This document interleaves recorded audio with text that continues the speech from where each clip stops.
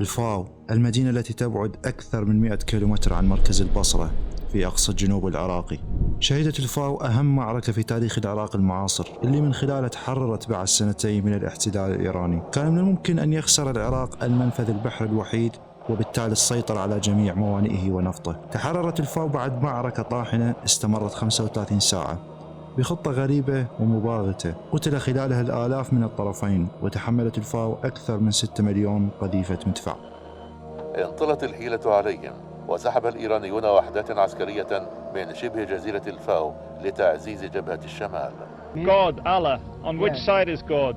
With us, sure with us, because we have right.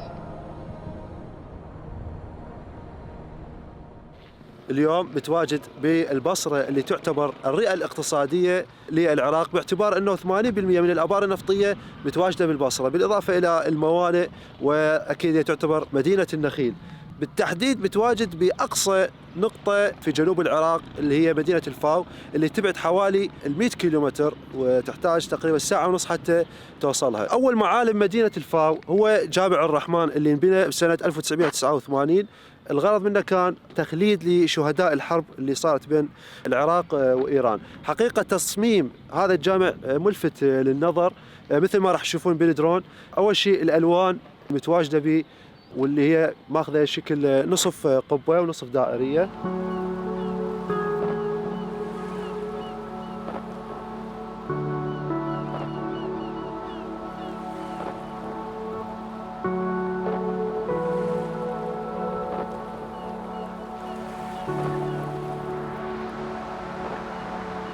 هاي السلاية تعرفوها كلكم، اللي شبكة اللي يصيدون بها السمك، بس القليل يعرفون انه هذا الشيء اسمه قبقب، يسمونه باللهجة الدارجة قبقب. فكرته انه اكو بيه فتحة دخول، السمكة من تدخل بيه بهاي الفتحة الخروج كلش صعب عليها وشبه مستحيل، انه بسبب زاوية العين اللي تشوفها السمكة تخليها ما تسمح لها تندل المكان اللي تطلع من عنده، فيدخل بيه السمك.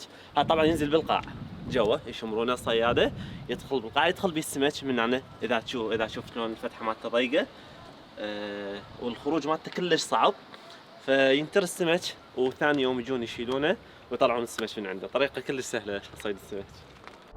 على الرغم من كبر مساحة مدينة الفاو، إلا أن عدد سكانها قليل، والأغلبية يعتاشون على صيد الأسماك أو العمل بالموانئ. مع ذلك أصبح عدد صائدي الأسماك في تناقص مستمر بسبب المضايقات اللي يتعرضون لها من خفر السواحل الإيراني والكويتي. سوق النقعة هو المكان اللي يتم فيه بيع الأسماك اللي تم اصطيادها صباحا، وهذا السوق يزود كافة المحافظات وبأنواع الأسماك.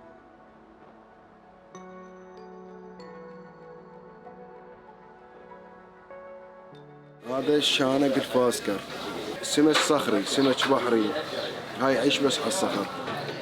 هذا الشانق الثاني، هو انواع الشانق، هذا النوع الثاني. هذا هم شانق شعري،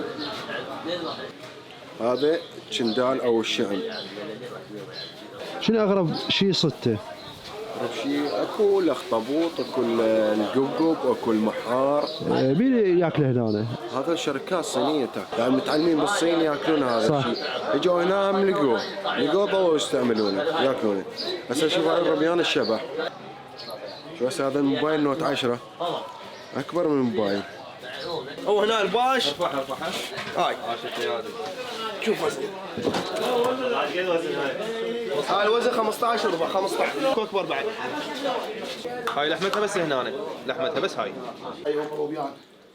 الناس اكثر الناس تاخذ تقطع وكناس رجال روبيان. هاي يسمون تليفون كل 12 حبه كيلو. ما شاء الله. اي 12 حبه. هذا شو مضبوط يطلع. والله اكو ناس تسوي شوي بعد هو زين يا اهل الغبله اكثر شيء يجوكم. واغلب شيء هذا بغداد. بغداد. انا شباب اختصاص من تنظيف الاسماك، مو صحيح؟ اي نعم، بس تنظيف نادر. هنا بس تنظيف. كل الانواع تنظفونه؟ كل الانواع ننظفها. طيب. بس هذا نوع المزز تنظيفه صلصه مالته. بعد كيف المشتري شو يريده؟ طلقه وتنظيف. اصعب تنظيف ياسين كنتوا تواجهون صعوبه بيه او مزعج؟ هو سمك الناعم السمك الناعم. اكو جزء او ساحه نخليها هنا يسوون بيها مزادات.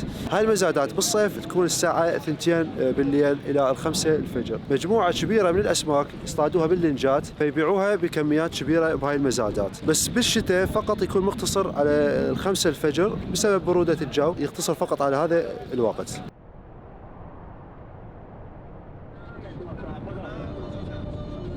من أكثر الأشياء اللي لفتت انتباهي بمدينة الفاو هو التقاط الراديو لإذاعات إيرانية بسبب قربها من الحدود.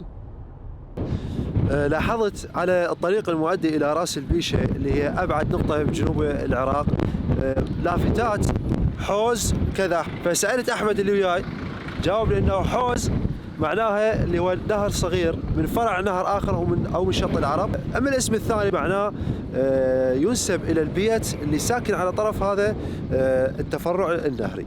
هاي اللافتة اللي تشوفوها أمامكم كتبت في عهد النظام السابق بعد انتهاء الحرب العراقية الإيرانية تمجيدا واستذكارا للشهداء اللي وقعوا بسبب هاي الحرب، واللي وصل عددهم إلى 52,948 شهيد. مثل ما مذكور باللافتة فإن مدينة الفاو بالتحديد هاي المنطقة تحملت ما يفوق 6 ملايين قذيفة مدفع خلال هاي الحرب. بالطريق المؤدي إلى راس البيشة ما زال بإمكاننا مشاهدة مخلفات الحرب وثكنات عسكرية كان الجنود يحتمون فيها.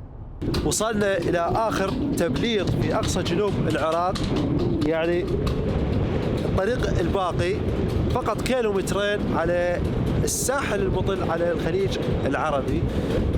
فقط تخوفا ما قدرنا نمشي أكثر من هذا لأنه ممكن الطريق يكون غير صالح للسيارة.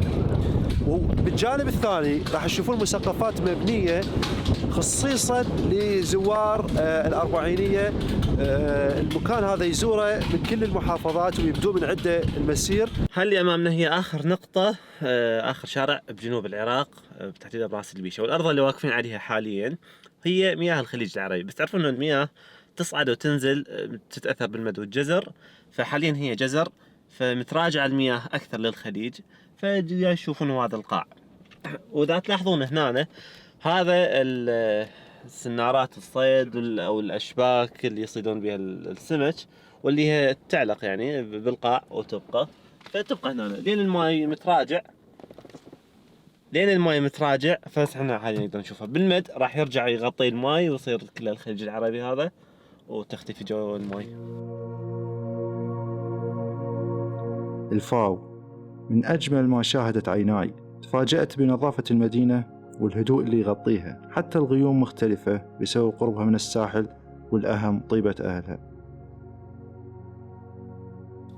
طبعا ختام جولتنا بالبصرة لازم تنتهي بأي أكلة بحرية، وأنا شخصيا أول مرة راح أتذوق الروبيان اللي جبناه من سوق الأسماك بالفاو وطبخ والدة أحمد بالبيت، مشكورة. واو رهيب طعمه، يعني ما أعرف أشبه بشي ثاني لأن ما مذوق شي مشابه قبل، والتتبيلة جدا رائعة يعني ولا أروع.